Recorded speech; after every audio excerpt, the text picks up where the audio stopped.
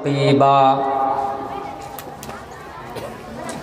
या अय्युहल्लज़ीना आमनुत्तक़ुल्लाहा वक़ूलू क़ौलन सदीदा युस्लिह लकुम अअमालकुम व यग़फिर लकुम ज़ुनूबकुम व मन युतिइल्लाह व रसूलहु फ़क़द फ़ाज़ फ़ौज़न अज़ीमा। अम्मा बअदु फ़इन्न ख़ैरल हदीस किताबुल्लाह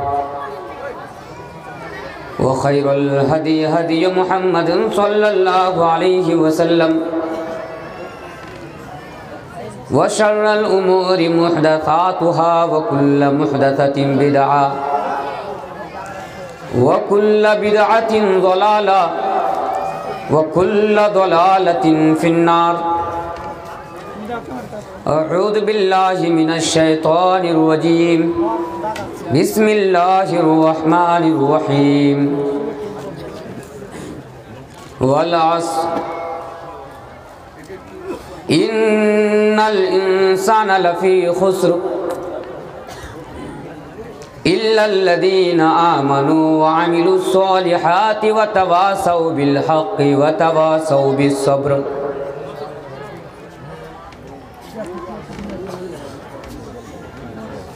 हर किस्म की तारीफ़ात, तौसीफ़ात, किब्रियाई, बड़ाई, हम्दो सना उस अल्लाह तबारक व तआला के लिए ज़ेबा है, लायक सज़ावार है, जो हमेशा से है और हमेशा रहेगा। उसी की ज़ात को बक़ा है और सारी कायनात को फ़ना होना है। कुल्लु मन अलैहा फ़ान व यबक़ा वजहु रब्बिका ज़ुल जलाली वल इकराम। और फिर हमें और आपको इस दुनिया के अंदर भेजने के बाद हमें और आपको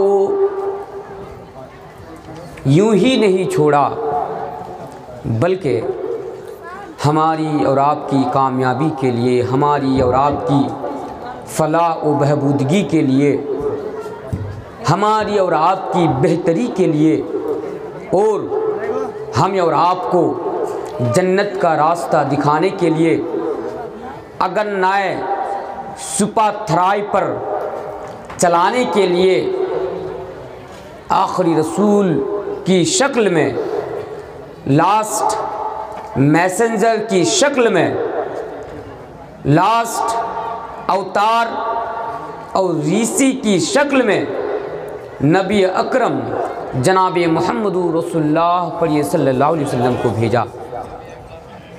बादहू उस नबी पर हज़ारों हज़ार दुरूद व सलाम नाजिल हो। पढ़ी अल्लाहुम्मा सल्लि अलैहि व सल्लिम बारिक अलैहि। मुअज़्ज़ज़ सदर इजलास स्टेज पर तशरीफ़ फरमा हुए निहायत ही मुअज़्ज़ज़ उलमाए दीन ओ मेहमानान ख़ुसूसी, चारों अतराफ़ व अकनाफ़ से आए हुए बुज़ुर्गों, दीनी व मिल्ली भाइयों व पर्दानशीं ख़वातीन इस्लाम, सबसे पहले तो मैं आपको ये बताऊं कि आपके इलाक़े में यानी मुर्शिदाबाद की सरज़मीन पर अल्हम्दुलिल्लाह सुम्मा अल्हम्दुलिल्लाह का एक मर्तबा मेरा आना हुआ है, मेरी हाज़िरी हुई है। आपके अगल बगल में भी मैं कई मर्तबा इससे कबल भी आ चुका हूँ और यकीन मानिए मैं जब भी आपके इलाक़े में आता हूँ, आपके बीच आता हूँ तो मुझे बड़ी खुशी होती है और मैं अल्लाह का शुक्रिया अदा करता हूँ। वजह ये है कि आप लोग मुझसे इतनी मोहब्बत करते हैं कि जिसके काबिल शायद कि ये नाचीज़ नहीं है, मैं नहीं हूँ। आपकी मोहब्बत के मैं काबिल नहीं हूँ, ये जानते हुए भी आप लोग बेतहाशा आप लोग मुझसे मोहब्बत करते हैं और यही मोहब्बत का नतीजा है कि मौलाना तनवीर आलम इस्लाही बार बार आपके इलाके पर यानी आपके इलाके में आने पर मजबूर हो रहा है। खैर, अल्लाह से दुआ करता हूँ कि आप लोगों की मोहब्बत इसी तरह बरकरार रहे और मेरा आना जाना भी इसी तरह बरकरार रहे। पढ़िए अल्लाहुम्मा आमीन। जो हजरात पीछे खड़े हैं, मैं आप लोगों से बहुत ही यानी अदब और एहतराम के साथ ये गुजारिश करता हूँ कि आप लोग जगह देखकर बैठ जाएं। अभी भी जगह खाली हैं, आप लोग वहाँ पर जगह लेकर बैठ जाएं। इंशाअल्लाह आज मैं बड़ी कीमती बातें आप लोगों के सामने रख कर जाऊँगा। तो सामईन, मैं बिला तमहीद, क्योंकि रात ज़्यादा हो रही है और आज काफ़ी ठंड भी है, तो जिसको मद्देनज़र रखते हुए बिला तमहीद आज मैं अपनी बातों को आपके सामने रखना मुनासिब समझूंगा। बहरे कैफ आइए आगे आते हैं। सबसे पहले उस सूरत का तर्जमा, उसकी मीनिंग तवज्जो के साथ सुनेंगे, उसकी मीनिंग और उसका मतलब समझ लेते हैं। फिर इंशाअल्लाह धीरे धीरे आगे बढ़ता रहूँगा और कई चीज़ों के ऊपर, कई पॉइंट के ऊपर जो आज हमारे मुआशरा के अंदर हो रहा है, और ख़ासकर आज मेरी तमाम बातें नौजवानों के लिए होंगी, नौजवान मर्द और नौजवान लड़कियों के लिए आज मेरी बातें होंगी। आइए उस सूरत की तरफ चलते हैं। अल्लाह तबारक व तआला सूरतुल असर के अंदर इरशाद फरमाता है, बस इस सूरह को आप समझ जाइए, इंशाअल्लाह ताला आप कामयाब हो जाएंगे।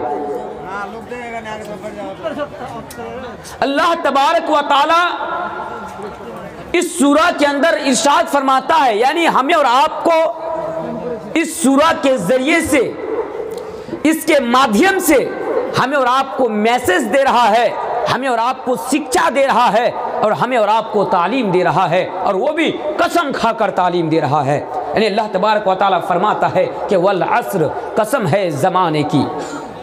वल अस्र, एक एक बात पर गौर कीजिए, वल अस्र, कसम है ज़माने की। इन्नल इंसान लफ़ी खुस्र। आह, किस अंदाज में हमें और आपको अल्लाह तबारक व तआला समझा रहे हैं। ऐ दुनिया वालों, इस रूए ज़मीन के ऊपर तुम जितने भी इंसान देख रहे हो, सारे के सारे इंसान नुकसान में हैं, घाटे में हैं, खसारा में हैं। सारे इंसानों को अल्लाह तबारक व तआला ने इस सूरत के अंदर और इस आयत के अंदर शुमार कर दिया। ऐ लोगों, वल अस्र, कसम है ज़माने की। इन्नल इंसान लफ़ी खुस्र। ऐ मुर्शिदाबाद वालों, ऐ कमात वालों, इस रूए ज़मीन के ऊपर तुम जितने भी इंसान देख रहे हो, चाहे वो किसी भी धर्म के मानने वाला क्यों ना हो, चाहे वो किसी भी कम्युनिटी के मानने वाला क्यों ना हो, चाहे वो मौलाना क्यों ना हो, वो हाजी क्यों ना हो, चाहे वो कितना ही बड़ा अरबपति और खरबपति क्यों ना हो, आज जो आप यहाँ पर आए हैं, आप भी नुकसान उठाने वालों में से हैं। मौलाना तनवीर जो कटिहार से आया है, मौलाना तनवीर भी नुकसान उठाने वालों में से हैं। और आज इस स्टेज के ऊपर जितने उलमा को आप देख रहे हैं, ये सारे के सारे उलमा नुकसान उठाने वालों में से हैं। यानी वल अस्र, कसम है ज़माने की। इन्नल इंसान लफ़ी खुस्र। ऐ लोगों, इस आसमान के नीचे और इस जमीन के ऊपर तुम जितने भी इंसानों को देख रहे हो, ये सारे के सारे इंसान नुकसान उठाने वालों में से हैं, खसारा उठाने वालों में से हैं। ये क्लियर कर दिया, सारे के सारे इंसान नुकसान उठाने वालों में से हैं। लेकिन अब सवाल पैदा होता है, अच्छा मौलाना आप ये बता दीजिए कि अल्लाह तबारक व तआला ने तो यहाँ पर ऐलान कर दिया कि रूए ज़मीन के ऊपर, यानी आसमान के नीचे और ज़मीन के ऊपर जितने भी इंसान हैं, सारे के सारे इंसान नुकसान उठाने वालों में से हैं, खसारा उठाने वालों में से हैं। लेकिन मौलाना आप बता दीजिए कि रूए ज़मीन के ऊपर, यानी आसमान के नीचे और धरती के ऊपर, कौन सा वो खुशनसीब इंसान है जो नुकसान उठाने वालों में से नहीं है, जो खसारा उठाने वालों में से नहीं है। आइए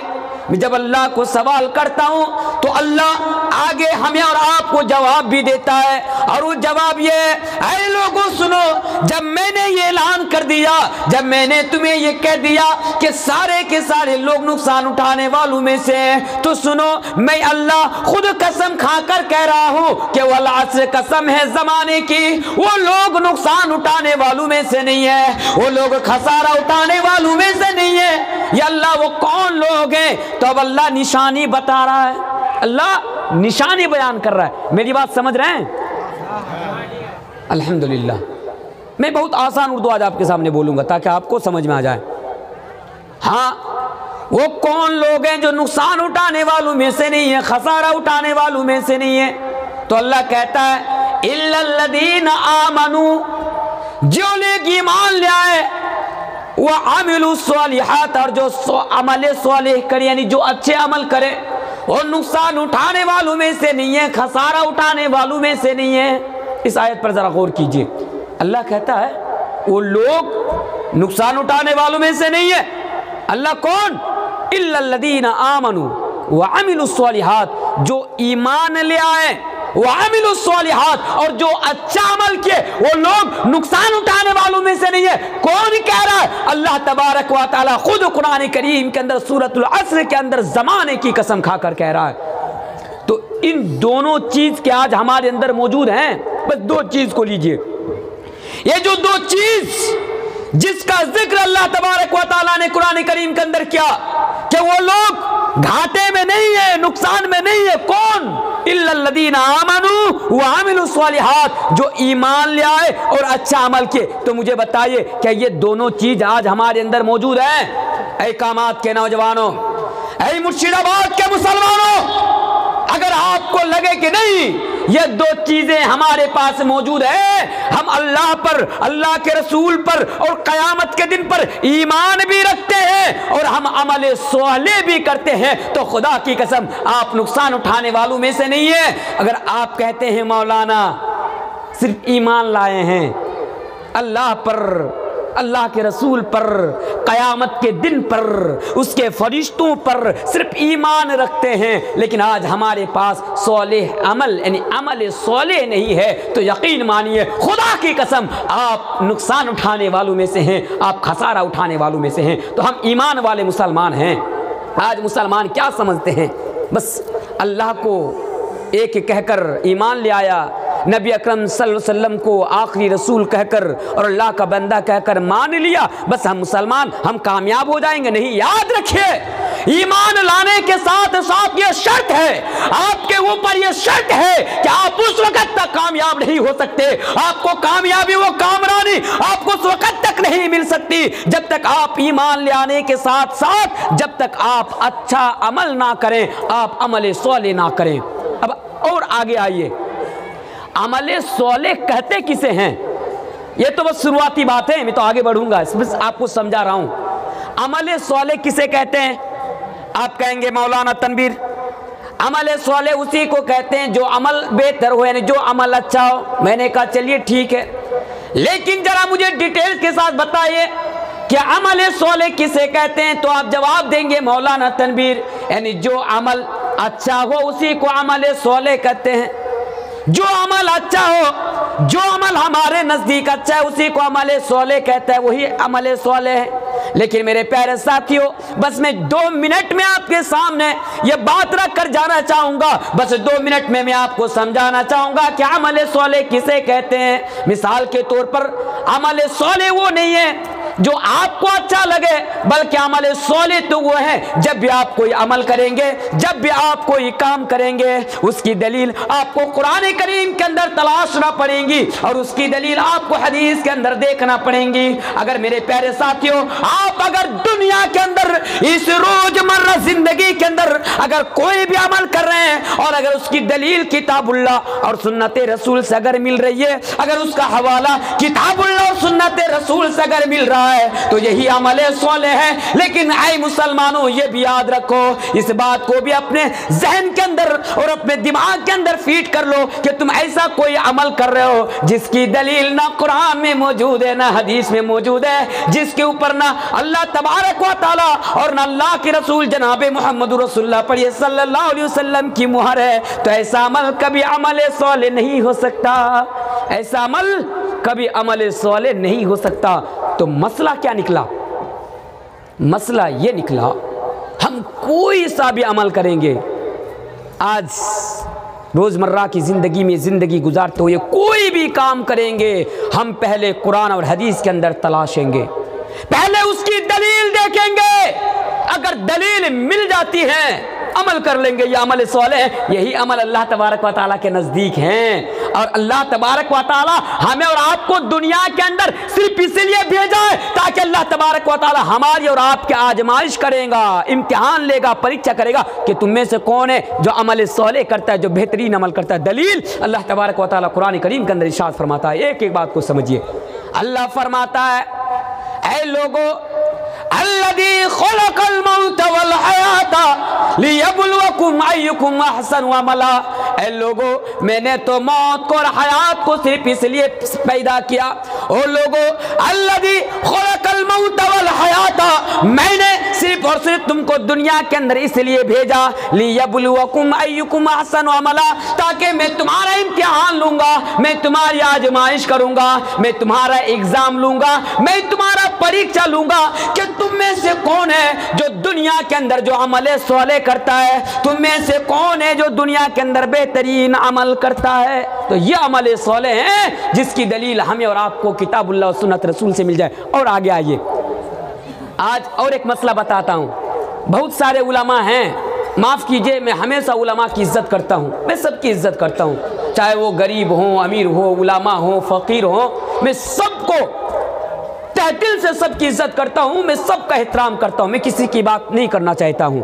लेकिन ये मैं बताना चाहता हूं, आज इस दौर में बहुत सारे ऐसे मुसलमान हैं, इशारा समझदारों के लिए इशारा काफ़ी है, आप मेरा इशारा समझ जाएंगे। उनका उलमा जो उनको बता दे, उनका मौलवी उनको जो कह दें, अब वो उसी को कर डालेगा नेकी समझकर। वो नहीं देखेगा कि कुरान के अंदर हवाला मौजूद है या नहीं है, हदीस के अंदर हवाला मौजूद है या नहीं है, वही कर डालेगा। जैसे 12 रबीउल अव्वल के दिन नबी अकरम सल्लल्लाहु अलैहि वसल्लम के आने की खुशी पर जश्न ईद मिलादुन नबी लोग मनाते हैं कि नहीं मनाते हैं? और अच्छा अमल समझकर ये काम अंजाम देते हैं कि नहीं देते? मैं जरा जवाब दीजिए, देते हैं ना। एक भाई ने सवाल कर दिया मुझे कि मौलाना साहब, आप लोग सब ठीक हैं, मैं अहले हदीस जो लोग होते हैं सब ठीक हैं, वो लोग जब भी अमल करते हैं तो किताबुल्लाह सुन्नत रसूल को सामने रखते हुए अमल करते हैं। आप लोग जब भी बात करते हैं जलसे में आकर या किसी भी प्रोग्रामों में तो दलील के तहत आप लोग बात करते हैं, लेकिन आप लोगों की एक चीज़ बहुत बुरी लगती है। मैंने कहा अच्छा, अहले हदीसों के अंदर वो कौन सी चीज़ है जो आपको बुरी लगती है? वो कौन सी चीज है जो हम अहले हदीस उस पर अमल नहीं करते? बताइए वो क्या है? तो कहते हैं कि जो अहले हदीस होते हैं वो नबी से मोहब्बत नहीं करते। मैंने कहा नऊज़ बिल्लाह, ये क्या बात कर रहा है भाई? आप लोग बात ना करें यहाँ पर, वो यहाँ पर आवाज़ ही ना करें, बड़ी परेशानी हो रही है। यहाँ पर कोई बात ही ना करें, दूर में जाके करें, बात को समझिए। तो कहता है जो अहले हदीस होते हैं वो नबी से मोहब्बत ही नहीं करते। मैंने कहा नऊज़ बिल्लाह, ये आपको कैसे पता कि अहले हदीस आपका जो है नबी से मोहब्बत नहीं करते? कहते हैं देखिए ना, 12 रबीउल अव्वल की तारीख को यानी नवंबर के 10 तारीख को सारे लोग ईद मिलादुन नबी मनाए, नबी अकरम सल्लल्लाहु अलैहि वसल्लम के आने की यानी खुशी पर जश्न मनाए सिवाय अहले हदीसों के। तो आप बताइए इससे क्या समझूं? आप लोग नबी से मोहब्बत करते हैं कि आपने जश्न ईद मिलादुन नबी मनाया? मैंने कहा सुन, अब मैं तुमको जवाब देकर जाना चाहता हूं। तूने जो बात अभी अभी की कि अहले हदीसों के अंदर ये बहुत बड़ी खूबी है और अहले हदीस उलमा के अंदर भी ये बहुत बड़ी खूबी है कि अहले हदीस उलमा जब भी कोई बात करते हैं तो दलील की यानी बुनियाद पर बात करते हैं, किताबुल्लाह और सुन्नत रसूल को सामने रखकर बात करते हैं। तो लो आओ, मैं तुम्हें एक हदीस में तुमको पढ़कर सुनाता हूँ। मुस्नद यानी मुस्लिम की हदीस है और हजरत अनस इस हदीस को लेकर आते हैं। इसके रावी हैं, अल्लाह के नबी ने फरमाया, ओ लोगों, ला युमिनु अहदुकुम हत्ता अकूना हब्बा इलैहि मिन वालिदिही व वलदिही वन्नास अजमईन। ओ लोगों, अल्लाह के नबी ने तो यहाँ तक बयान फरमाया कि अगर कोई इंसान, अगर कोई मुसलमान अगर सबसे ज्यादा मुझसे मोहब्बत ना करे, उसके बाप से ज्यादा, उसके औलाद से ज्यादा, उसके परिवार के लोगों से ज्यादा, वन्नास अजमईन, दुनिया के अंदर तमाम के तमाम लोगों से ज्यादा अगर वो मुझसे मोहब्बत ना करे तो वो मोमिन हो ही नहीं सकता। तुम कहते हो जो नबी से मोहब्बत नहीं करता, ठीक है मैं मानता हूं, लेकिन ये भी याद रखो हम लोग अपनी जान से भी ज्यादा नबी से मोहब्बत करते हैं। और अहले हदीस तो ये दावा करते हैं, एक अहले हदीस का एक छोटा सा मौलवी मौलाना तनवीर आलम तो डंके की चोट पर ऐलान करता है, अगर वो ये जमीन के ऊपर अगर कोई इंसान सबसे ज्यादा अगर मेरे नबी से मोहब्बत ना करे, सबसे ज्यादा अगर मेरे रसूल से प्यार ना करे, तो वो आदमी कभी मोमिन हो ही नहीं सकता है।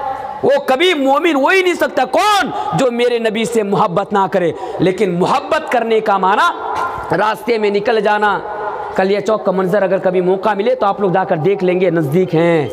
रास्ते में निकल जाना, मुन्नी बदनाम हुई का गाना लगाकर और डीजे बजाकर डांस कर लेना और ये कह देना कि हम नबी से मोहब्बत करते हैं। नबी से मोहब्बत करने का माना और म्यार ये नहीं है। नबी से मोहब्बत करने का माना ये है कि नबी ने जिस तरह आपको जिंदगी गुजारने की तालीम दी, नबी अकरम सल्लल्लाहु अलैहि वसल्लम ने जिस तरह जिंदगी गुजारी, जिस तरह हमें और आपको ये तालीम देकर गए कि तुम इस तरह जिंदगी गुजारो, नबी से मोहब्बत करने का तरीका और माना यानी म्यार ये है कि आप नबी की जिंदगी को मद्देनजर रखते हुए जिंदगी गुजारे। इससे एक मैसेज देकर जाना चाहता हूं, जो लोग नबी के यानी आने के दिन में जश्न ईद मिलादुन नबी के नाम पर डीजे बजाते हैं, फिरागनी कर बाइक के सामने, कार के सामने लगाकर यानी जुलूस निकालते हैं, रैलियां निकालते हैं, याद रखिए ये मोहब्बत नहीं है। अगर आप नबी से मोहब्बत करते हैं तो आप उसी तरह जिंदगी गुजारें जिस तरह नबी अकरम सल्लल्लाहु अलैहि वसल्लम ने हमें और आपको जिंदगी गुजारने की तालीम और जिंदगी गुजारने का हुक्म दिया है। तो बहरे कैफ मैं भटक गया, मैं बताना क्या चाहता था, सोलेह अमल यानी अमल सोलेह वही अमल है अल्लाह के नजदीक जिसकी दलील हमें और आपको किताबुल्लाह व सुन्नत रसूल से मिल जाए। अब आगे आइए। अच्छा आप ये बताइए, हम सब ईमान वाले लोग हैं, मैं किसी को बेईमान नहीं कह रहा हूं, सबके पास आज ईमान है, लेकिन खुदारा मुझे ईमानदारी के साथ बताइए कि आप सुबह से लेकर शाम तक और शाम से लेकर सुबह तक वो कौन सा अमल है, वो कौन सा आप काम करते हैं जिसको आप अमल सोले कह सकते हैं?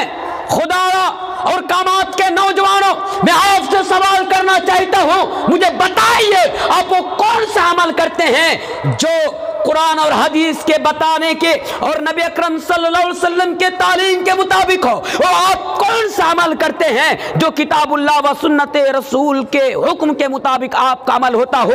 जरा मुझे बताइए वो कौन सा अमल है। सोचिए, सुबह आपकी नींद खुलती है, कुत्ते की तरह फजर की सोए रहते हैं बिस्तर में, फजर की नमाज तक नहीं पढ़ते और अपने आप को ईमान वाला कहते, माफ कीजिए, अपने आप को गैरों की तरह, दुश्मनों की तरह आप घर में जाकर सोए रहते हैं।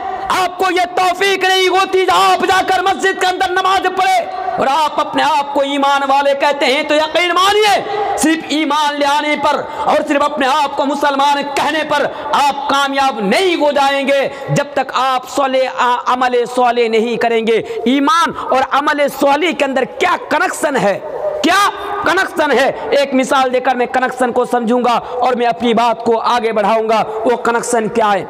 वो कनेक्शन ये है, अच्छा मेरा एक फ्रेंड है सऊदी अरब में रहता है और एक फ्रेंड है जो मेरे बगल में रहता है। मिसाल दे रहा हूँ, मिसाल, एक फ्रेंड सऊदी अरब में रहता है, एक फ्रेंड इंडिया में रहता है। बेचारा 30,000 रुपया का एक मोबाइल खरीदा। कितने का? 30,000 रुपये का मोबाइल खरीदने के बाद लेके आया। वो बोल रहा है कि मौलाना भाई जरा मोबाइल देख। मैंने क्या हुआ? बोला यार 30,000 रुपया देके मोबाइल खरीदा, एक प्रॉब्लम इसमें है। मैंने कहा क्या प्रॉब्लम है? बोला यार मेरे मोबाइल से बात ही नहीं हो रही है। मैंने किससे बात करनी है?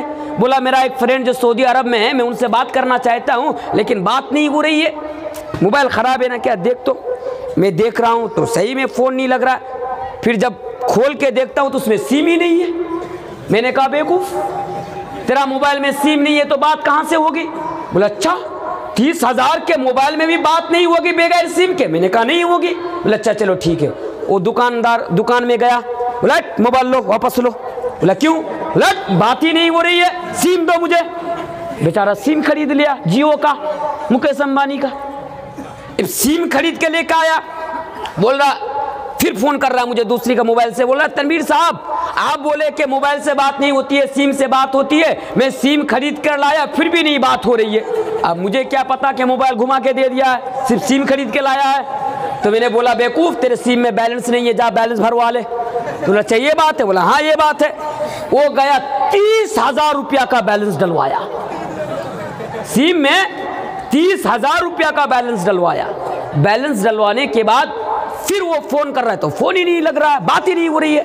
फिर मुझे फोन किया, क्या तू झूठ बोल रहा है? मैंने कहा भाई मैंने क्या झूठ बोला? बोला तू बोला सिम में बात होगी, मैं सिम खरीद के लाया। फिर बोला तू बैलेंस नहीं है तो मैंने 30,000 का बैलेंस डलवा के लाया, फिर भी बात नहीं हो रही है। मैंने कहा बेवकूफ तू मेरे पास आ। वो मेरे पास आया सिम हाथ में लेकर, सिर्फ सिम। मैं देखते समझ गया। बोला बेवकूफ मोबाइल कहाँ है तेरा, जा मोबाइल लेके आ। तू क्या बोल रहा है? तू गुस्सा गए मेरे ऊपर। बोला तू ही बोला मोबाइल से बात नहीं होती है, सिम खरीद के ला, सिम खरीद के लाया। बोला सिम से बात नहीं होती है, बैलेंस डलवाओ। मैंने बैलेंस डलवाया, फिर कहता है बात नहीं होती है, अब फिर कहता है मोबाइल खरीद के ला। क्या तू मुझे बेवकूफ समझा है? मैंने कहा देख मेरे भाई, बगैर सिम के और मोबाइल के अगर कहीं पर बात करनी हो तो मोबाइल भी ज़रूरी है और सिम भी ज़रूरी है। सिम के बगैर मोबाइल बेकार और मोबाइल के बगैर सिम बेकार। तो इसी तरह अगर आपके पास ईमान है, अमल सौले नहीं, आपका ईमान बेकार।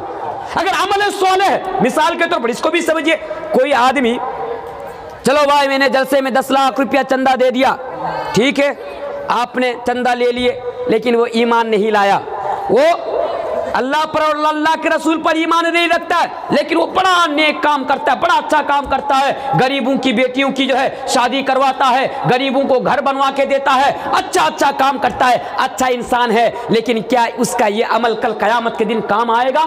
काम नहीं आएगा, क्योंकि उसके पास ईमान नहीं है। यही तो समझाना चाहता हूँ, ईमान के बगैर अच्छा अमल बेकार और अच्छे अमल के बगैर ईमान बेकार। जिस तरह आपको बात करने के लिए मोबाइल की भी ज़रूरत है, सिम की भी ज़रूरत है, उसी तरह मेरे प्यारे साथियों अगर आप कामयाबी चाहते हैं, आपको अच्छे अमाल की भी ज़रूरत है और आपको ईमान की भी ज़रूरत है। उम्मीद करता हूँ आप लोग मेरी बात समझ गए होंगे, समझ गए ना? चलिए आगे आइए। तो मैं जो सवाल कर रहा था, मुझे बताइए वो कौन सा आज काम है जो आज हम कुरान और हदीस के तरीके पर आज हम वो अमल कर रहे हैं। मेरे भाइयों बहुत अफसोस के साथ कहना पड़ता है आज हमारा कोई काम नहीं है। और ये भी बात मैं आपके सामने कह कर जा रहा हूँ, बुरा मत मानिएगा, वरना आप लोगों की आदत है कि मौलाना तनवीर आलम ये टॉपिक छोड़ दीजिए बोलने की। खैर समझदारों के लिए इशारा भी काफ़ी है। आगे आइए, मैं क्या बोल रहा था। हर दिन आपके इलाके में जलसा होता है, शायद कल भी कहीं पे जलसा होगा, कल भी आइंदा कल भी कहीं पे जलसा है, आज भी जलसा है। गुज़श्ता रात को भी प्रोग्राम हुआ। आपके मुर्शिदाबाद में बहुत बड़ी बड़ी कॉन्फ्रेंस होती है। मौलाना तनवीर को कटिहार से बुलाते हैं, बांग्लादेश से मौलाना को बुलाते हैं, हैदराबाद से मौलाना को बुलाते हैं। ऐ नौजवानों, मैं आपसे एक सवाल करना चाहता हूँ, मुझे बताइए आज जो हर रात आपके जलसे होते हैं आपके इलाके में, हर रात आप लोग जलसा सुनने के लिए जाते हैं, मुझे बताइए आपके समाज के अंदर जलसा कराने के बाद और जलसा सुनने के बाद कौन सी चेंजिंग आई, कौन सा बदलाव आया, कौन सी तब्दीली आई? मुझे बताइए। क्या जो बेनमाजी थे वो नमाज पढ़ने लगे हैं?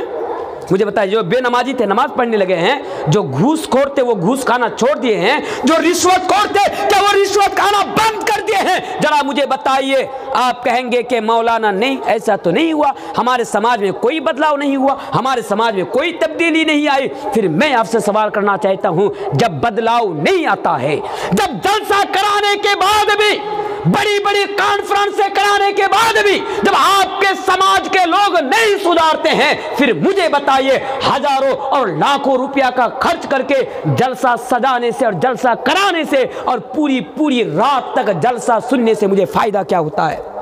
क्या क्या फ़ायदा होता है? ये सवाल मैं आप लोगों को आज करके देके जा रहा हूँ। बुरा मत मानिएगा, 2 दिन के बाद या 3 दिन के बाद मुझे फ़ोन करके जवाब दे दीजिएगा आपका जवाब और आपका रद्द अमल क्या आता है। लेकिन मेरे प्यारे साथियों, आप मुझे सवाल करेंगे, मौलाना जलसा कराने से भी कोई तब्दीली नहीं आती, आज हमारा समाज और हमारी सोसाइटी के नौजवानों के अंदर कोई डेवलप या कोई बदलाव नहीं होता, तो हम क्या करें? क्या हम गुनाहों से नहीं बच सकते हैं? जी हाँ, बच सकते हैं। एक इलाज मैं आपको बताकर जाना चाहता हूँ। पहली चीज़ मेरी तकरीर की आज की पहली चीज़, अगर आप गुनाहों से बचना चाहते हैं, ऐ नौजवानों, अगर आप चाहते हैं कि आप कामयाब हो जाएं, अगर आप चाहते हैं कि इस दुनिया के अंदर भी आपको इज्जत मिले, आखिरत में भी आपको इज्जत मिले, ऐ नौजवानों, अगर आप बुराइयों से, गुनाहों से, जो बुराई और जो गुनाहों के आज आप चपेट में आ चुके हैं, जिनके टारगेट में यानी जिनके टारगेट में आप पहुंचे हैं, मैं आपको बताकर जाना चाहता हूं, एक इलाज में आपको बताकर जाना चाहता हूं। खुदा की कसम, अगर ये इलाज आप सही तरीके से सुन लेंगे, अगर ये चीज आप अपने अंदर पैदा कर लेंगे, तो इस दुनिया में भी कामयाब हो जाएंगे, आखिरत के अंदर भी कामयाब हो जाएंगे। वो चीज क्या है? जिसके अमल करने पर और जिसके करने पर हम गुनाहों से बच जाएंगे, हम ज़िनाकारी से बच जाएंगे, हम बुरे कामों से बच जाएंगे। वो चीज क्या है? वो चीज ये है कि अल्लाह देख रहा है। पहली चीज मेरी तकरीर का वो क्या है? कोई भी काम करने से पहले, नौजवानों, आप दुनिया के किसी भी कोने में क्यों ना रहो, आप दुनिया के अंदर किसी भी कोने में क्यों ना रहो, अगर आप कोई भी काम करेंगे तो आपको ये एहसास होना चाहिए, आपके अंदर ये चीज पैदा हो जानी चाहिए। वो चीज क्या है? कि अल्लाह देख रहा है। चाहे आप दिन के उजाले में हो या फिर आप रात के अंधेरे में हो, ये पहली चीज है। आप कोई भी अमल करेंगे, कोई भी काम करेंगे, जब भी कोई बुराई का इर्तिकाब करने के लिए जाएंगे, तो आपके अंदर ये एहसास पैदा होना चाहिए, आपके अंदर ये चीज पैदा हो जानी चाहिए, कोई देख रहा है या नहीं देख रहा है, अल्लाह देख रहा है। और अल्लाह की कुदरत का, अल्लाह की पकड़ का और अल्लाह की नज़र का आलम यह है कि अल्लाह की कुदरत से और अल्लाह की नज़र से और अल्लाह की पकड़ से कोई नहीं बच सकता। दलील, आइए भीड़ में कुरान करीम के अंदर चलना जाता हूँ। मेरे नौजवान भाइयों, हजरत लुकमान अपने बेटों को नसीहत करते हैं और अल्लाह तबारक व तआला इस नसीहत को कुरान करीम के अंदर नकल भी करते हैं। यानी हजरत लुकमान अपने बेटे से कहते हैं कि ऐ मेरे बेटे, या बुनैया इन्नहा इन तकु मिस्काल हब्बतिन मिन खरदलिन फतकुन फी सखरतिन औ फिस समावाति औ फिल अर्दि याति बिहल्लाह। बस आयत का मतलब समझिए। हजरत लुकमान अलैहिस्सलातु वस्सलाम अपने बेटे को क्या तालीम दे रहे हैं? हजरत लुकमान अपने बेटे को क्या नसीहत कर रहे हैं? ऐ मेरे बेटे, या बुनैया इन्नहा इन तकु मिस्काल हब्बतिन मिन खरदलिन फतकुन फी सखरतिन औ फिस समावाति औ फिल अर्दि याति बिहल्लाह। यानी ऐ मेरे बेटे, अगर राई के दाने के बराबर भी अगर कोई चीज, ऐ मेरे, राई समझते हैं ना आप लोग, बहुत छोटी चीज होती है। ऐ मेरे बेटे, राई के दाने के बराबर भी अगर कोई चीज अगर किसी चट्टान के नीचे हो या आसमान के नीचे हो या जमीन के नीचे हो, औ फिस समावाति औ फिल अर्दि याति बिहल्लाह। ऐ मेरे बेटे, अल्लाह तबारक व तआला की कुदरत का आलम तो ये, अल्लाह तबारक व तआला की पकड़ का आलम तो ये, अल्लाह तबारक व तआला की नजर का आलम तो ये कि अल्लाह तबारक व तआला उसको भी सामने लेकर आएगा, उसको भी सामने लेकर आएगा। मतलब आप दुनिया के अंदर चाहे दिन के उजाले में हो, रात के अंधेरे में हो, समाज के लोगों से या फिर घर वालों से या फिर किसी से भी अगर आप छुप कर कोई अमल करते हैं, छुप कर कोई गुनाह करते हैं, छुप कर कोई काम करते हैं, तो अल्लाह तबारक व तआला की नज़र का आलम यह है कि अल्लाह तबारक व तआला उसको भी सामने लेकर आएगा। सिर्फ यही नहीं, जानते हैं अल्लाह की नज़र का आलम क्या है? आज बहुत सारे नौजवानों, गौर से सुनो, आज आपके लिए आया हूँ खास करके, मैं भी नौजवान, आप भी नौजवान, सुनिए बात क्या है। बात यह है, बहुत सारे नौजवान जब रास्ते से चलते हैं ना बाइक लेके, तो तिरछी नज़र से लड़कियों की तरफ देखते हैं, तिरछी नज़र से, ताकि किसी को पता ना चले। यहाँ पर भी आप देखेंगे रास्ते में वो जो एक तरफ लड़कियाँ और एक तरफ लड़कियाँ आ रही हैं, मैं आते समय देखा कितने नौजवानों को, चल भी रहे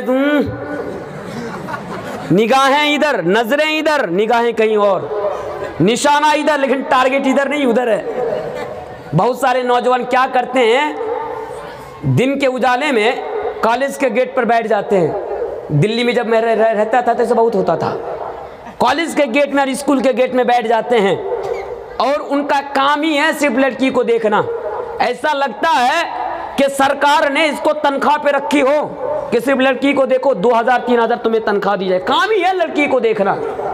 अगर कॉलेज छुट्टी हो रही है, मदरसा छुट्टी हो रही है, वहाँ पे लड़कियाँ निकलने वाली हैं, बस सामने बैठ जाते हैं नौजवान देखने के लिए। मेरे प्यारे साथियों, कभी कभार तो ऐसा भी होता है, चंद नौजवान काला चश्मा भी लगा लेते हैं आंखों में। एक नौजवान से पूछा, बेवकूफ़ तो अभी जवान नौजवान है, काला चश्मा लगाने से क्या फ़ायदा? बोला, आप क्यों चश्मा लगाते हैं? मैंने कहा, मेरा सर में दर्द होता है, मैं सर के लिए चश्मा लगाता हूँ। मैंने कहा, तू काहे को लगाता है? बोलता है, मौलाना मैं काला चश्मा इसलिए लगाता हूँ, कहीं देखता हूँ तो लोगों को शक हो जाता है कि मेरी तरफ देख रहा है, इसलिए काला चश्मा लगा के देखता हूँ तो उसको शक ना चले कि मेरी तरफ देख रहा है। ऐसा होता है ना। लेकिन अल्लाह की नज़र काला, इससे यही चीज़ मैं आपको समझाना चाहता हूँ। यही चीज़, कोई देखे या ना देखे, अल्लाह देख रहा है। दलील, अल्लाह तबारक व तआला आपकी आंखों की चोरी को भी जानता है। अल्लाह तबारक व तआला कुरान करीम के अंदर इरशाद फरमाता है, ऐ नज़र कहीं और निगाहें कहीं और। ऐ नौजवानों, अगर तुम आज चुप चुप के इस लड़की की तरफ देख रहे हो या चुप चुप के से अगर हराम करदा चीज़ों की तरफ देख रहे हो, चश्मा लगाकर भी देख रहे हो, और तुम ये एहसास और तुम ये यानी तुम ये समझ रहे हो कि तुम्हें कोई देख नहीं रहा है, तो सुनो, मैं अल्लाह कुरान करीम के अंदर इरशाद यानी बताता हूँ। यानी अल्लाह फरमाता, यअलमु खाइनतल आयुनि वमा तुख्फी सुदूर। अल्लाह कहता है, यअलमु खाइनतल आयुनि बिमा वमा तुख्फी सुदूर, यानी अल्लाह आँखों की चोरी को भी जानता है। आप जो तिरछी नज़र से देखेंगे ना, अल्लाह को वो भी पता है कि आप तिरछी नज़र से देख रहे हैं। सिर्फ यही नहीं, लड़की को देखकर आपके दिल में क्या ख्यालात पैदा हो रहे हैं। अभी जो मैं तकरीर कर रहा हूँ, आप मुझे गाली दे रहे हैं ना, ये भी अल्लाह को पता है। आप क्या, यानी ये तो मिसाल दे रहा हूँ, आप थोड़ी मुझे गाली देंगे, आप तो मुझसे मोहब्बत करने वाले लोग हैं। आप क्या सोच रहे हैं अपने दिल के अंदर, वमा तुख्फी सुदूर, आपके दिल के अंदर जो आप सोच रहे हैं ना, आपकी उस सोच को भी, आपके उस ख्यालात को भी, ये भी सुनते रास्ते से जा रहे हैं, कोई खूबसूरत लड़की आ रही है, ऐसा होता है। मैं भी नौजवान हूँ, मुझे पता है, ये फीलिंग आती है, ये फीलिंग आती है। इसलिए मैं कह रहा हूँ, अगर ये चीज़ आपके अंदर पैदा हो जाएगी तो इस गुनाहों से बच जाएंगे। रास्ते से चल रहे हैं, खूबसूरत लड़की आ रही है, काश मेरी हो जाती। ये जो सोच रहे हैं ना, ये चीज़ भी अल्लाह को पता है। तो नौजवानों, सोचने से पहले एक बार ज़रूर सोचो कि किसी को पता हो या ना हो, अल्लाह देख रहा है। आइए और मैं आपको आगे लेकर जाता हूँ। माशाअल्लाह, अभी तो तरक्की का दौर है, अभी तो तरक्की का ज़माना है, और आप लोग धुलियान जैसे जगहों में रहते हैं, आप लोगों को मुझसे भी बेहतर मालूम है। आप शॉपिंग मॉल में चले जाइए, स्टेशन में चले जाइए, कहीं पर भी आप चले जाइए, वहाँ पर सीसी कैमरा लगा हुआ रहता है, सीसी कैमरा लगा हुआ रहता है। शॉपिंग मॉल में आज तो लोग घर में भी नहीं सीसी कैमरा लगाने लगे। घर में होता है कि नहीं होता है? घर में भी सीसी कैमरा लगा लेते हैं, क्योंकि आज जो समाज और मुआशरा ही इस रास्ते पर है। बाप कहीं जाता ही नहीं, शादी है, बीवी कहीं और चली जाती है। अब बेचारा क्या करे, सीसी कैमरा तो लगाना पड़ेगा। तो कैमरा इसलिए लगाया जाता है सिक्योरिटी के गर्ज से, ताकि जो गलत काम करे वो पकड़ा जाए। तो जब एक चोर चोरी करने के लिए जाता है और जब उसकी नजर सीसी कैमरा के ऊपर पड़ती है, तो वो चोर चोरी करने से पहले 1000 बार सोचता है। एक चोर चोरी करने से पहले 1000 बार सोचता है कि अगर आज मैं चोरी करूंगा तो कैमरा के जरिए से मैं पकड़ा जाऊंगा। इसी तरह आप देखेंगे कि हमारे वहां उधर जो है एक जगह है, मैं जहाँ रहता था, तो वहाँ से जब नमाज पढ़ने जाते थे ना, तो चप्पल बहुत चोरी होता था। लोग नमाज पढ़ते आए नहीं कि चप्पल चोरी करके लेके भाग जाते। मुर्शिदाबाद के अंदर भी मेरे साथ ऐसा हुआ, अल्लाह गवाह है, अल्लाह देख रहा है। आज से 3 साल पहले मैं यही आपका एक CTH में STC मदरसा है, CTH में मैं प्रोग्राम करने के लिए आया। मैं बहुत छोटा था उस वक़्त, 3 साल या 4 साल पहले की बात कर रहा हूँ। और दिसंबर, शायद दिसंबर का महीना है, बहुत सख्त ठंडी है, जलसा करने के लिए आया। उस वक़्त मौलाना बदरुद्दोजा साहब नदवी साहब भी थे, मस्जिद में सोने के लिए दिया। लेकिन मौलाना बदरुद्दीन नदवी साहब आए नहीं थे उस साल, मैं आया था, सोने के लिए दिया और मुझे रात ही को निकलना था वहाँ से घर के लिए, दूसरी प्रोग्राम के लिए। अब उस वक़्त तो लोग ज़्यादा पैसा नहीं देते थे, 1000-2000 रुपया देते थे। 4 साल 3.5 साल पहले एक भाई जूता ख़रीदा था, बहुत कीमती जूता, वो भी शायद 1600 या 1800 रुपया में जूता ख़रीदा था। आया, सोया हुआ हूँ, लेकिन मेरा ध्यान है कि जूता चोरी ना हो जाए, बार बार जा रहा हूँ देखने के लिए, बार बार जा रहा हूँ कि जूता चोरी ना हो जाए। नींद तो हराम हो गई। अब बारी आई, तकरीर करने के लिए गया, जलसा तो किए और नीचे जूता रखा, अल्लाह उसको माफ़ करे, कौन लेके भाग गया, कौन लेके भाग गया।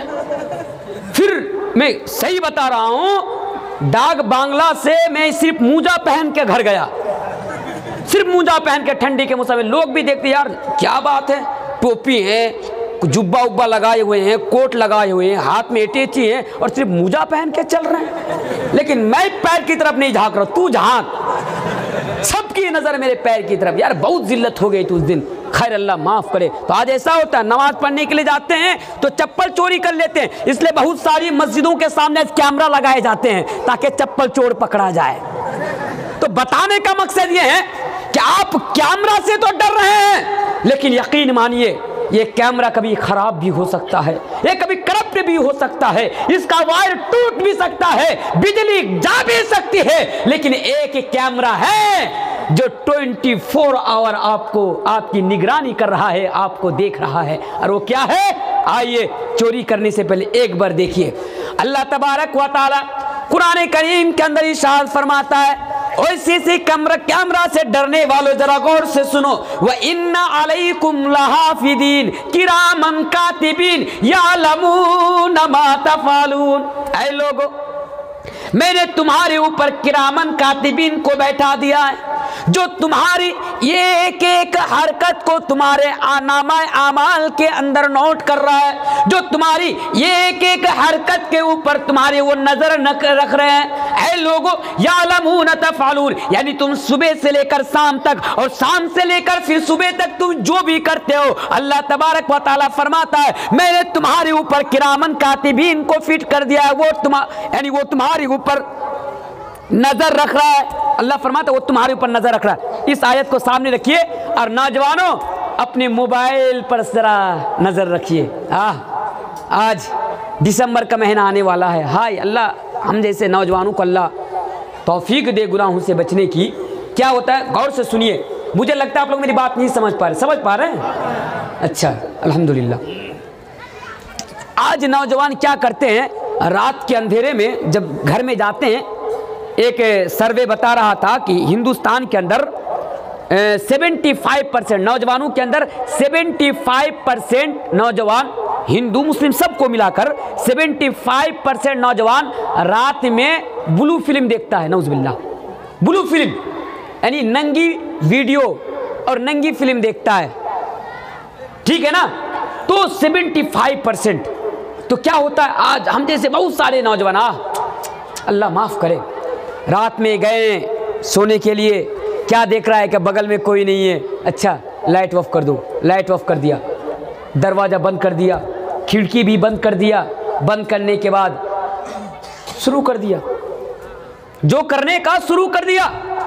रात पूरी रात वो नंगी नंगी वीडियो देखता है, सुबह होता है गुस्ल करके फिर पैंट वूट लगा के निकल जाता है। लोग समझते बेचारा फरिश्ता है, कोई गुनाह ही नहीं कर रहा है, फरिश्ता है। उसको क्या पता कि रात में वो ऐसी मूवी और ऐसी फिल्में भी देखता है। तो नौजवानों याद रखो ये मसला, रात के अंधेरे में भी अगर तुम लाइट ऑफ करके, दरवाजा बंद करके, खिड़कियां बंद करके अगर तुम अपने मोबाइल के स्क्रीन पर नंगी नंगी तस्वीरें, नंगी नंगी वीडियो देखते हो, ब्लू फिल्म देखते हो, एक से वीडियो देखते हो, तो याद रखो तुम ये सोचते हो कि तुम्हें कोई नहीं देख रहा है, लेकिन ये भी याद रखो कि अल्लाह तबारक व तआला तुम्हें देख रहा है, क्योंकि तुम्हारे ऊपर अल्लाह तबारक व तआला ने किरामन कातिबीन को बैठा दिया है। उन दोनों का काम ही है तुम्हारी एक एक हरकत को तुम्हारे नामा आमाल में रिकॉर्ड करना।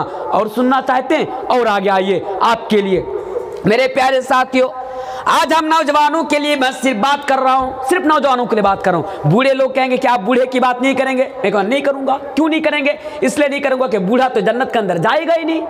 भाई बूढ़ा जन्नत के अंदर नहीं जाएगा। मैंने कहा नहीं जाएगा। बोले क्यों नहीं जाएगा? तो हम नमाज जुमा सब छोड़ दे।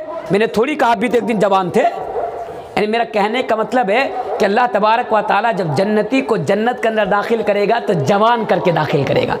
क्या करके? जवान करके। अल्लाह यहरिमूना अबदा।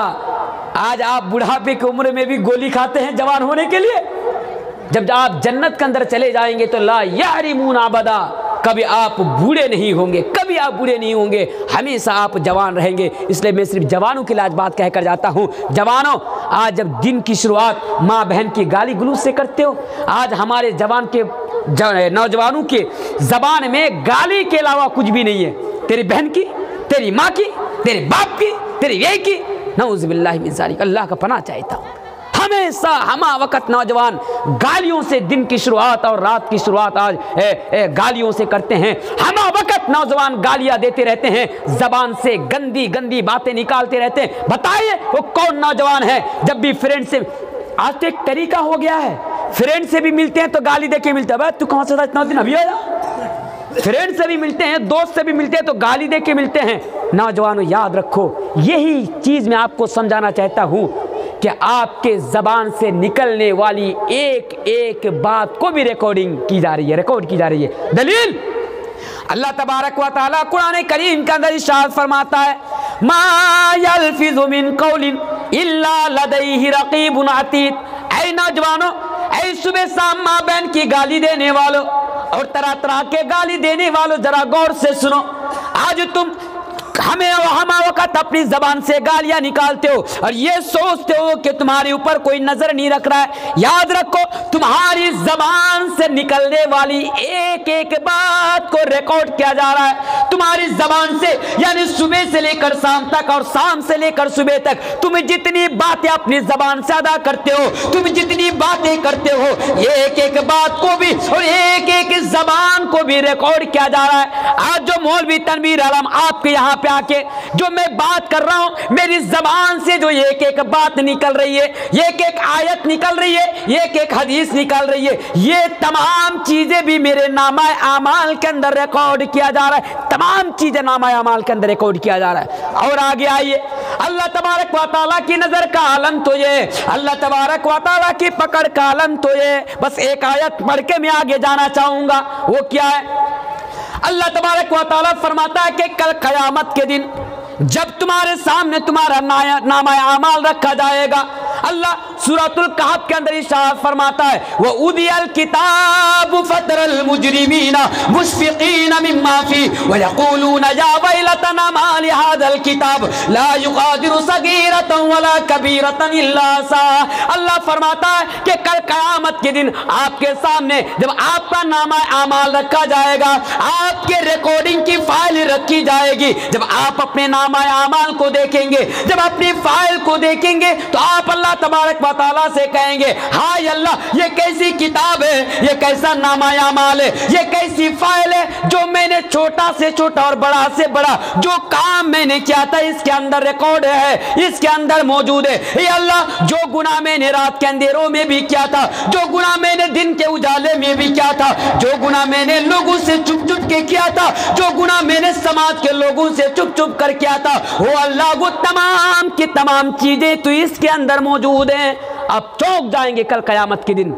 याद रखिए, अभी अगर बैठकर आप हल्के से भी किसी को गाली दे देंगे, ये चीज भी कल क़यामत के दिन आपको आपके नामाए आमाल के अंदर नजर आ जाएंगी। तो मेरे प्यारे साथियों, ये और जवानों, नौजवानों, यही चीज मैं आपसे कहकर जाना चाहता हूं। आप दुनिया के अंदर किसी भी कोने में क्यों ना रहो, चाहे दिन के उजाले में, रात के अंधेरे में, तन्हाई में, भीड़ में, कहीं पर भी क्यों ना रहो, अगर कोई भी अमल करो तो बस ये एहसास करो कि अगर तुम्हें कोई देख रहा है या नहीं देख रहा है, अल्लाह तबारक व तआला तुम्हें देख रहा है। अगर यही चीज तुम्हारे अंदर पैदा हो जाएगी तो खुदा की कसम तुम गुनाहों से बच जाओगे। और आगे आइए, अगर ये चीज आपके अंदर बच जाएगी तो आप रियाकारी नहीं करेंगे। रियाकारी समझते हैं ना? रियाकारी, रियाकारी बुझते पारছেন? रियाकारी नहीं समझते हैं। रियाकारी का मतलब होता है, ये बहुत बड़ा फितना है आज हमारे समाज के अंदर। रियाकारी का मतलब होता है कि कोई काम लोगों को खुश करने के लिए और लोगों को दिखाने के लिए करना। आज ये मस्जिद का जलसा है, मौलाना साहब मैं एमएलए हूँ, 10,000 रुपया दे के जा रहा हूँ, लेकिन उसका मकसद अल्लाह को राजी करना नहीं है, उसका मकसद लोगों को दिखाना है। क्या करना है? लोगों को दिखाना। ये तो मिसाल दे रहा, फिर आप हकीकत ना समझ लीजिए वरना कल मेरे ऊपर मुकदमा चल जाएगा मानहानि का। मैं ये मिसाल दे के जा रहा। मौलाना तनवीर आलम 10,000 दिया, क्यों दिया? इसलिए मौलाना तनवीर भी सोच रहे लोग मुझे बहुत सखी कहेगा, बड़ा फैयाज कहेगा, देखो मैं कैसा कैसा कारनामा अंजाम दे रहा हूँ।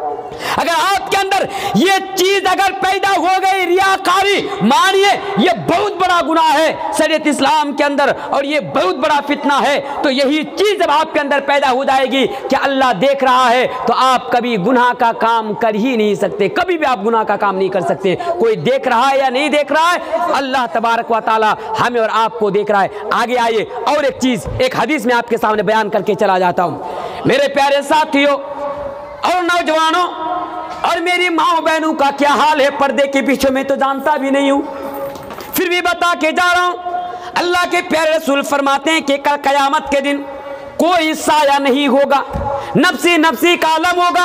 ऐ नौजवानों, आज जो तुम ये सूरज देख रहे हो, ये सूरज हजारों मील की दूरी पर है, ये सूरज लाखों मील की दूरी पर है, ये सूरज करोड़ों मील की मुसाफत पर है। उसके बावजूद भी आज हम सूरज की गर्मी को बर्दाश्त नहीं कर पा रहे हैं, सूरज की तपिश को बर्दाश्त नहीं कर पा रहे हैं। गर्मी के दिनों में मौलाना साहब एक जलसा कराना है। हमने कहा क्यों जलसा कराना है? कहा मौलाना साहब हमारी मस्जिदों में एसी लगवाना है।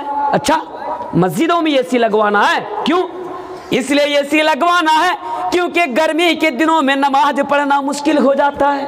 अच्छी बात है, जलसा करा लेते हैं। मस्जिद के अंदर 5-5 एसी लगा देते हैं, घर में भी एसी, बाथरूम में भी एसी, किचन में भी एसी, हर जगह आप लोग एसी लगा देते हैं। लेकिन याद रखिए आज ये सूरज करोड़ों मील की दूरी पर है, करोड़ों मील की मुसाफत पर है, उसके बावजूद भी आज जो है, उसके बावजूद भी इसकी गर्मी को बर्दाश्त नहीं कर पा रहे हैं। लेकिन कल कयामत के दिन अल्लाह के रसूल फरमाते हैं एक हदीस के मुताबिक ये सूरज 1 मील की दूरी पर आ जाएगा, दूसरी हदीस के मुताबिक ये सूरज 3 मील की दूरी पर आ जाएगा। अल्लाह के रसूल फरमाते हैं कि जब ये सूरज 3 मील की दूरी पर आ जाएगा, लोग परेशान हो जाएंगे, लोग बेहाल हो जाएंगे गर्मी की वजह से, लोगों को उसके अमाल के बकदर लोगों को पसीना आएगा, कोई साया नहीं होगा, सिर्फ अल्लाह के अर्श का साया होगा। और फरमाया सब अतुल युदिल्लुहुमुल्लाहु फी दिल्लिही यौमा ला दिल्ला इल्ला दिल्लुहु। ओ लोगों, अल्लाह तबारक व तआला अपने अर्श के साए तले 7 प्रकार के लोगों को जगा देंगे, 7 तरह के लोगों को जगा। बड़ी इंपॉर्टेंट हदीस, हदीस को सुनिए। 7 तरह के लोगों को अल्लाह तबारक व तआला अपने अर्श के साए तले जगा देंगे। किस दिन?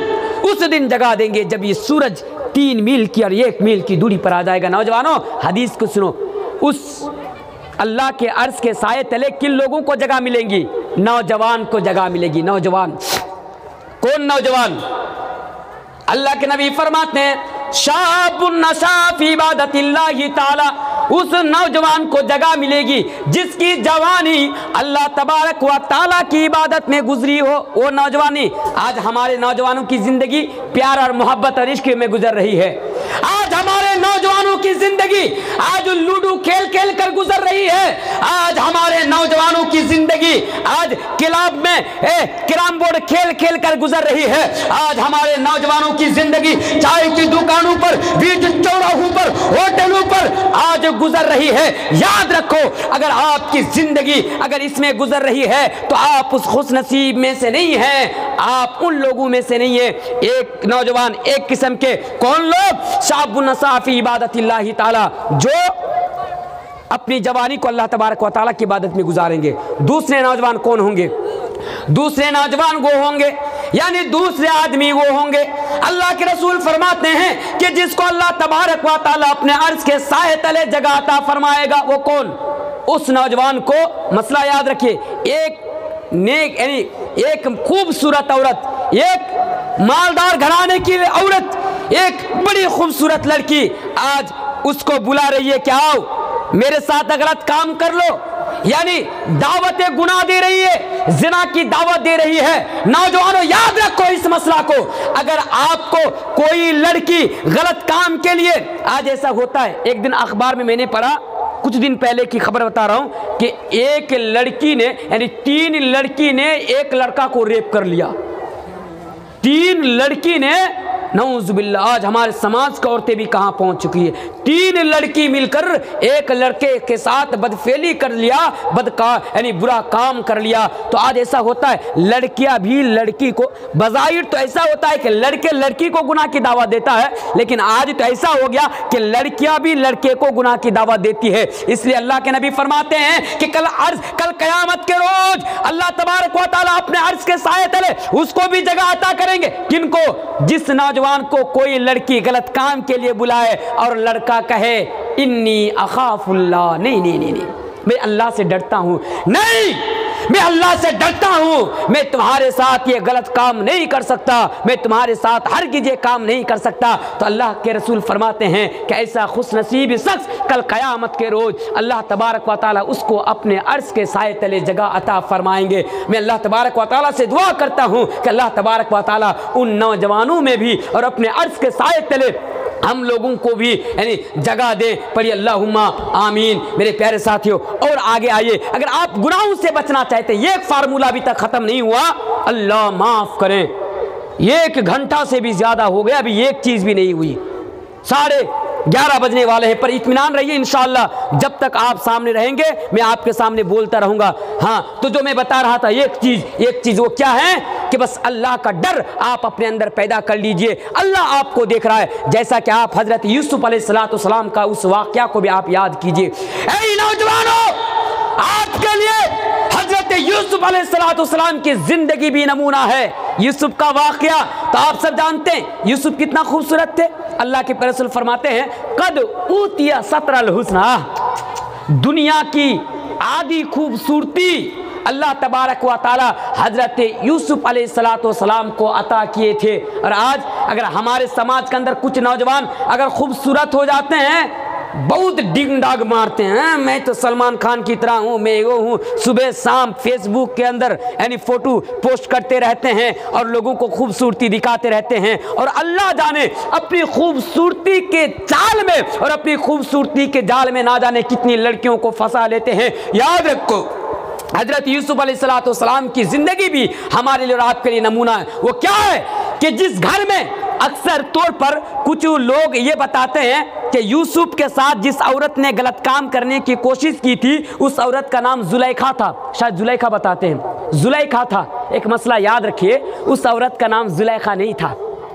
कभी भी किसी भी सही हदीस से ये पता नहीं चलता है, ये मालूम नहीं होता है कि उसका नाम जुलेखा था। किसी भी सही सनद के साथ उसका नाम जुलेखा नहीं, बस एक औरत कह लीजिए, लेकिन बज़ाहिर आम तौर पर कुछ लोग उसका नाम जुलेखा भी देते हैं। जुलेखा ने जब हज़रत यूसुफ अलैहिस्सलाम को दावत गुनाह दी और कहा वकालत है तलक, ऐ यूसुफ, कुरान का अल्फाज है, वकाल है तलक, वकालत है तलक। उस औरत ने कहा, कौन? जिसके घर में हज़रत यूसुफ अलैहिस्सलाम रहते थे, ऐ यूसुफ आओ, मैं तुम्हारे लिए तैयार हूँ, मेरे पास आ जाओ। वग़ल्लक़तिल अब्वाब, अल्लाह तबारक व तआला कुरान करीम का निशान फरमाता है, उस औरत ने सारे दरवाजे बंद कर लिए, सारे दरवाजा बंद कर लिए। मसला याद रखिए, हज़रत यूसुफ अलैहिस्सलाम वहाँ पर तनहा मौजूद, वो औरत भी वहाँ पर तनहा मौजूद। हज़रत यूसुफ अलैहिस्सलाम जवान, हज़रत यूसुफ अलैहिस्सलाम खूबसूरत, हज़रत यूसुफ अलैहिस्सलाम को कोई नहीं देख रहा है, ना वहाँ पर सीसी कैमरा लगा हुआ है। जब औरत कहती है वग़ल्लक़तिल अब्वाब, दरवाज़ा बंद करने के बाद कि वक़ालत है तलक, आओ तुम मेरे साथ गलत काम कर लो, मैं तुम्हारे साथ गलत काम करने के लिए तैयार हूँ। मेरे प्यारे साथियों, हज़रत यूसुफ अलैहिस्सलाम वहाँ से भागने लगते हैं और अपनी ज़बान से आवाज़ निकालते हैं, माज़अल्लाह, अल्लाह की पनाह, अल्लाह की पनाह, अल्लाह की पनाह।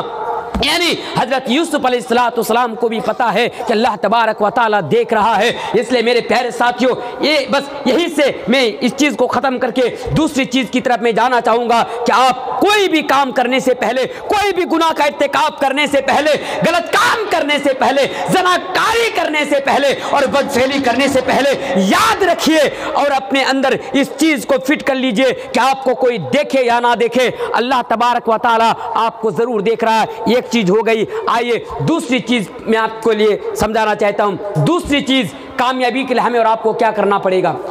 ऐ लोगों, दूसरी चीज़ हमें और आपको इस मौजूदा दौर में अपने ईमान को मजबूत करना पड़ेगा, अपने तौहीद को मजबूत करना पड़ेगा। आज तो बज़ाहिर में देखा जाता है कि आज हमारे समाज के नौजवानों के पास, आज हमारे समाज के लोगों के पास ईमान नहीं है। और अगर इल्ला माशाअल्लाह अगर किसी के पास ईमान है भी है, अगर ईमान हो भी तो यानी ज़रूरत पड़ने पर वो अपने ईमान को बेच देते हैं, वो अपने ईमान को फ़रोख्त कर देते हैं। ज़रूरत पड़ने पर वो अपने ईमान को बेच देते हैं, वो अपने ईमान को फ़रोख्त कर देते हैं। तो ऐसे दौर में हमें और आपको अपने ईमान को मजबूत करना पड़ेगा। एक मैसेज आज मैं आपको देकर जाना चाहता हूँ नौजवानों, मैं इसलिए देकर जाना चाहता हूँ क्योंकि आज जो हालत हाजरा हैं हमारे सामने, आज हमारी जो हालतें हैं नौजवानों, हमें और आपको अपनी हालात को समझना पड़ेगा, हमें और आपको अपनी हालात को देखना पड़ेगा। अल्लाह की कसम, आज मैं कितने नौजवानों को देख रहा हूँ कि आज नौजवान अपने ईमान को बेचते हुए नजर आ रहे हैं, कुछ नौजवान अपने ईमान को फरोख्त करते हुए नजर आ रहे हैं। नौजवानों याद रखना, तुम जब तक जिंदा रखना, तुम जब तक जिंदा रहना, अपने ईमान को ना फरोख्त करना, तुम जब तक जिंदा रहना, तुम अपने ईमान को ना बेचना। ये पॉइंट मैंने आपके सामने क्यों लाए?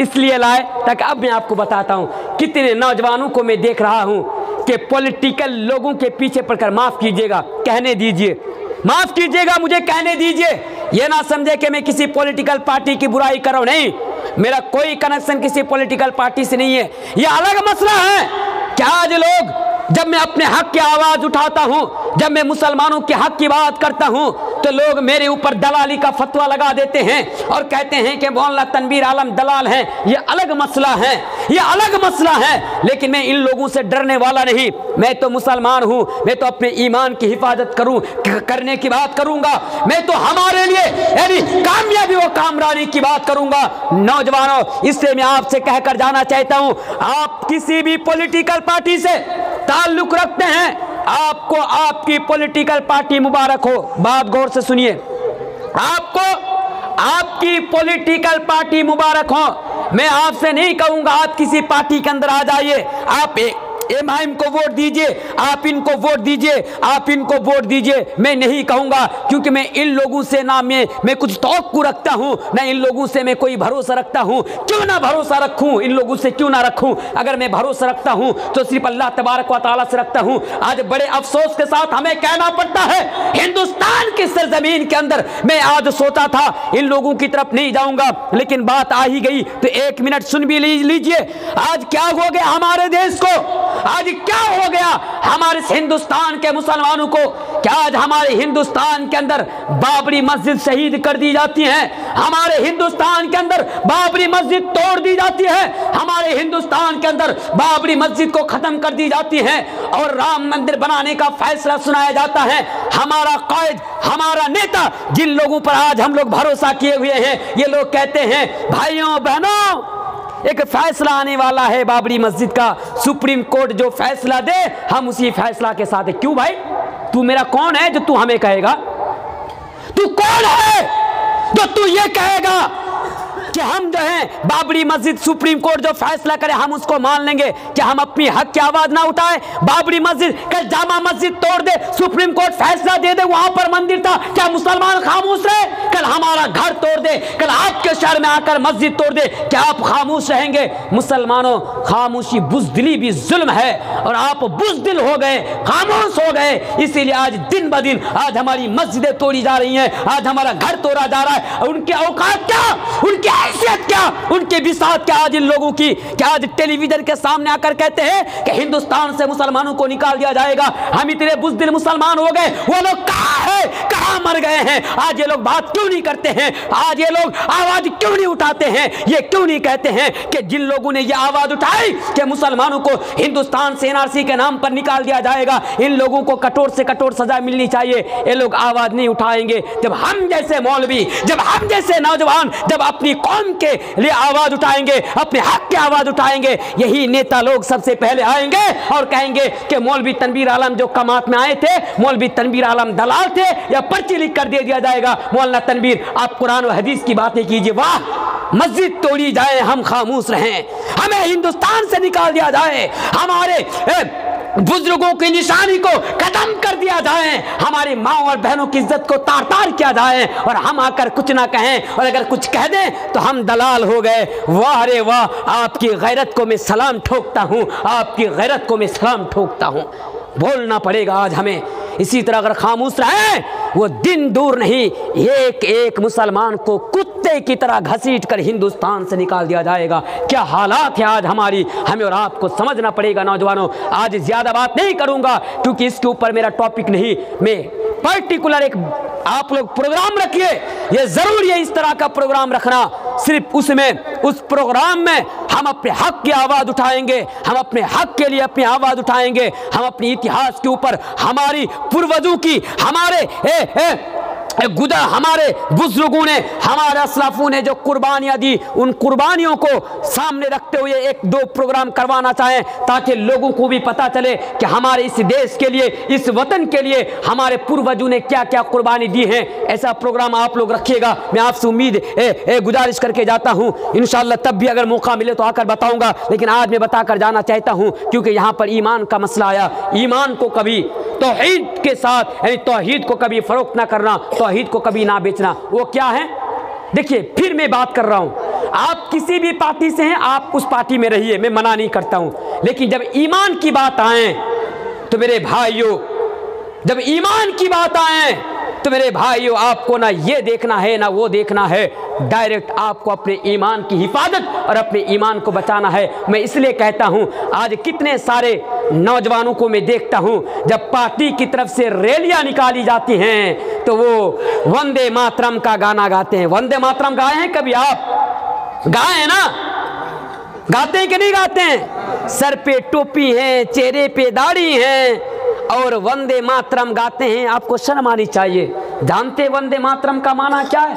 वंदे मातरम के पीछे अकीदा क्या है आप जानते हैं? इसीलिए तो मैं कहकर जाना चाहता हूँ कि इस दौर में आपको आपके ईमान से दूर किया जाने की कोशिश की जा रही है, आपको आपकी तौहीद से यानी हटाने की कोशिश की जा रही है। और हमेशा एक बात याद रखो नौजवानों, सहाबा किराम ने इसी तौहीद के लिए, इसी ईमान के लिए अपनी जान निछावर कर दी। सहाबा किराम ने इसी तौहीद के लिए, इसी ईमान के लिए सहाबा किराम ने घर बार वतन सब कुछ कुर्बान कर दिया। जरूरत पड़ी तो सब कुछ छोड़ छाड़ कर दूसरे मुल्क में जाकर हिजरत कर गए, दूसरे मुल्क में जाकर रहने लगे। उन लोगों ने सब कुछ कुर्बान कर दिया, अपनी गर्दनें कटा दी, लेकिन उन लोगों ने अपने ईमान का सौदा नहीं किया, उन लोगों ने अपने ईमान को नहीं बेचा, उन लोगों ने अपने तौहीद के साथ कॉम्प्रोमाइज नहीं किया। इसलिए मैं आपसे कहकर जाना चाहता हूं, आज आपसे कहा जाता है कि तुम जो है वंदे मातरम गाओ, और कहा जाता है बस अब तक वंदे मातरम, वंदे मातरम। याद रखो मुसलमानों, हम वंदे मातरम कभी गा ही नहीं सकते। अगर जर्रा बराबर भी डंके की चोट पर ऐलान करके जा रहा हूं, अगर है किसी के अंदर हिम्मत तो आए और किताबुल्लाह और सुन्नत रसूल को मद्देनजर रखते हुए मौलवी तनवीर के साथ वो मुनाजरा कर लें कि वंदे मातरम गाया जाएगा या नहीं गाया जाएगा। वंदे मातरम नहीं गा सकते। वंदे मातरम के पीछे जो अकीदा है, वो अकीदा क्या है? वो अकीदा ये है कि हम जिस देश में रहते हैं वहाँ की मिट्टी की हम पूजा करते हैं। जिस देश में हम रहते हैं उस देश के मिट्टी की हम पूजा करते हैं। और याद रखिए मुसलमान, देश से मोहब्बत तो करते हैं लेकिन देश की पूजा नहीं कर सकते। आपसे ये भी पूछा जाएगा कल, अच्छा वंदे मातरम गाना इस्लाम के अंदर हराम है? अच्छा हराम है, इसका मतलब कोई गैर मुस्लिम भाइयों के कानों तक अगर मेरी आवाज़ पहुंच रही है तो आप भी गौर से सुने। आप ये ना समझे कि हम मुसलमान देश से मोहब्बत नहीं करते हैं, देश से मोहब्बत करते हैं। यह अलग मसला है कि आज गोदी मीडिया, आज दलाल मीडिया, आज बिकाऊ मीडिया, आज टेलीविजन के सामने आकर ये कहते हैं कि जो जैसी यानी जो वंदे मातरम का गाना नहीं गाते, जो वंदे मातरम नहीं गाते, वो इस देश के नागरिक नहीं है, वो इस देश से मोहब्बत करने वाले नहीं है, उसको पाकिस्तान चला जाना चाहिए, उसको बांग्लादेश चला जाना चाहिए। मैंने तो तब भी कहा था कि ये देश किसी के बाप की जागीर नहीं है। इस देश के अंदर तुम्हारा जितना अधिकार है, इस देश के अंदर हमारा ही उतना अधिकार है। एक उर्दू का बहुत बड़ा शायर जिसका नाम है डॉक्टर राहत इंदौरी, उन्होंने एक शेर कहा है कि सभी का खून है शामिल यहाँ की मिट्टी में, सभी का खून है शामिल यहाँ की मिट्टी में। ये हिंदुस्तान किसी के बाप की थोड़ी है, ये हिंदुस्तान किसी के बाप का नहीं है कि जब दिल करे मुसलमानों को इस देश से निकाल दिया जाए। तो हाँ, मैं जो बता रहा था, जो वंदे मातरम नहीं गाते उसको देश से निकाल जाना चाहिए। उन लोगों को जवाब दीजिए कि नहीं, आप गलत समझ रहे हैं, आप हमारी बात नहीं समझ पा रहे हैं। हम तो ये कहना चाहते हैं, हम देश से बरसों पहले भी मोहब्बत की, अंग्रेजों के साथ हमने लड़ाई की, सबसे ज्यादा कुर्बानियां हमने पेश की, सबसे ज्यादा यानी लाशें हमारी बिछाई गई, सबसे ज्यादा फांसी के फंदों पर हमें लटकाया गया। हम ही ने तो इस हिंदुस्तान को सजाया, हम ही ने तो इस हिंदुस्तान को संवारा, हम ही ने इस देश को लाल किला की मजबूती दी, हम ही ने इस देश को ताजमहल की खूबसूरती दी, हम ही ने इस देश को कुतुब मीनार की बुलंदी दी, हम ही ने इस देश को यानी जामा मस्जिद की पाकी दी। हमेशा याद रखो, मुसलमानों ने इस देश को सजाया और इस देश की मिट्टी को आज़ाद करने के लिए सैकड़ों मौलवियों ने, सैकड़ों उलमाओं ने कुर्बानियां पेश की। वो कौन उलमा थे? बड़े बड़े उलमा थे, शेखुल हदीस थे, हदीस पढ़ने वाले और पढ़ाने वाले उलमा थे। इस देश के लिए उन लोगों ने गर्दनें कटा दी। इस देश के अंदर हमारा भी अधिकार है। तो जो मैं बता रहा था, अभी भी अगर वक्त पड़े, नौजवानों याद रखो, अगर अभी भी इस देश के लिए मरने मिटने की जरूरत पड़े, हम इस देश के 27 करोड़ मुसलमान इस देश की हिफाजत करने के लिए तैयार हैं। इस देश की हिफाजत के लिए, इस देश को बचाने के लिए, इस देश को स्थापित रखने के लिए हम अभी भी 27 करोड़ मुसलमान अभी भी जिंदा हैं। जरूरत पड़ेगी तो इस देश के मुसलमान इस देश के लिए गर्दनें कटा देंगे, जरूरत पड़ेगी अपना घर बार सब कुछ कुर्बान कर देंगे, जरूरत पड़ेगी तो अपनी दौलतें भी कुर्बान कर देंगे, जरूरत पड़ेगी तो सब कुछ इस देश के लिए निछावर कर देंगे। लेकिन याद रखो, हम अपने ईमान को कभी निछावर नहीं कर सकते, हम अपने ईमान का कभी सौदा नहीं कर सकते, क्योंकि देश से मोहब्बत करना और देश की पूजा करना दोनों में बहुत फर्क है। याद रखो, हम जिस देश के अंदर सबसे ज्यादा लोगों में अगर किसी से मोहब्बत करते हैं तो अपनी मां से ज्यादा अपनी मां से मोहब्बत करते हैं। हम मुसलमान अपनी मां से मोहब्बत तो करते हैं, लेकिन हम अपने मां की पूजा नहीं करते। इसी तरह इस देश से हम मोहब्बत करते हैं, लेकिन हम देश की पूजा नहीं करते। इस देश के लिए हम अपना सर कटा सकते हैं, लेकिन देश की मिट्टी के सामने अपनी गर्दन नहीं झुका सकते, नहीं झुका सकते, क्योंकि यही हमारी तौहीद है, यही हमारी ईमान का तकाजा है। एक मसला। दूसरी चीज आइए, हदीस भी मैं आपके सामने पढ़कर चला जाता हूं। ठीक है मेरे प्यारे साथियों, यह अलग मसला है कि इस देश के अंदर हम हिंदू मुसलमान बरसों से भाई भाई बनकर जिंदगी गुजार रहे हैं। अब भी मैं ये पैगाम देकर जा रहा हूं, अब भी मैं ये मैसेज देकर जा रहा हूं, अब भी मैं संदेश देकर जा रहा हूं। वो मेरे भाइयों, हिंदुस्तान के अंदर हिंदू मुसलमानों कान खोल कर सुन लो, आज आप दोनों को लड़ा कर आज कुछ लोग अपनी राजनीति की रोटी सेकना चाहते हैं, हमारे हिंदुस्तान को बर्बाद कर देना चाहते हैं, हमारी भाईचारगी को खत्म कर देना चाहते हैं। वो हिंदू मुसलमानों, एक हिंदुस्तानी होने के नाते ये मैसेज देकर जा रहा हूं कि अभी भी तुम लोग भाई भाई और भाई भाई की तरह जिंदगी गुजारो, भाई भाई की तरह जिंदगी गुजारो, और इस देश में सबको आज़ादी है। आप अपने धर्म के मुताबिक जिंदगी गुजारिए, हम अपनी धर्म के मुताबिक जिंदगी गुजारेंगे। आप अपने धर्म शास्त्र के मुताबिक जिंदगी गुजारिए, हम अपने धर्म शास्त्र के मुताबिक जिंदगी गुजारेंगे। हम ना आपके मजहब में, ना हम आपके धर्म में कोई इंटरफियर करेंगे, ना आप हमारे धर्म में इंटरफियर कीजिए। तो मैं जो बताना चाहता था, आज कितने मुसलमानों को रास्ते में पकड़ लिया जाता है और उसको मंदिरों में ले जाकर, मूर्तियों के सामने ले जाकर, मूर्तियों के सामने उसको सजदा करने पर मजबूर किया जा रहा है। यह हकीकत है। आज कितने ऐसे लोग हैं जो मुसलमानों को पकड़ लेते हैं और पकड़ने के बाद कहते हैं कि तुम जय श्री राम का नारा लगाओ, और मंदिरों में ले जाकर मूर्ति पूजा करने पर मजबूर किया जाता है। इसलिए ये मैसेज मैं आपको देकर जाना चाहता हूँ। अल्लाह के प्यारे रसूल जनाब मोहम्मद रसूलुल्लाह पर ये सल्लल्लाहु अलैहि वसल्लम बयान फरमाते हैं, मुस्नद अहमद की हदीस है। वो हदीस क्या है, जरा इस तरह उस हदीस को सुनिए। अल्लाह के रसूल फरमाते हैं, ऐ मुआज ला तुशरिक बिल्लाहि शयअन, ऐ मुआज तुम अल्लाह के साथ तुम किसी दूसरी हस्ती को शरीक मत करना। हदीस समझिए नौजवानों, ऐ मुआज तुम अल्लाह के साथ कभी किसी दूसरी हस्ती को शरीक मत ठहराओ। ऐ मुआज यानी तुम अल्लाह के अलावा किसी के सामने सजदा ना करो, अल्लाह के अलावा किसी के सामने माथा ना टेको, अल्लाह के अलावा किसी की पूजा ना करो, अल्लाह के अलावा तुम किसी की परस्तिश ना करो। और आगे अल्लाह के नबी ने फरमाया, ऐ मुआज इन कुतिलता व हुर्रिकता, अगर तुम्हें कत्ल कर दिया जाए या अगर तुम्हें जिंदा आग के अंदर जला दिया जाए, ऐ मुआज तुम आग के अंदर जिंदा जल जाना गवारा कर लेना, अपने आप को कत्ल करना गवारा कर लेना, लेकिन तुम अल्लाह के अलावा कभी किसी की पूजा मत करना, कभी किसी के सामने सजदा मत करना।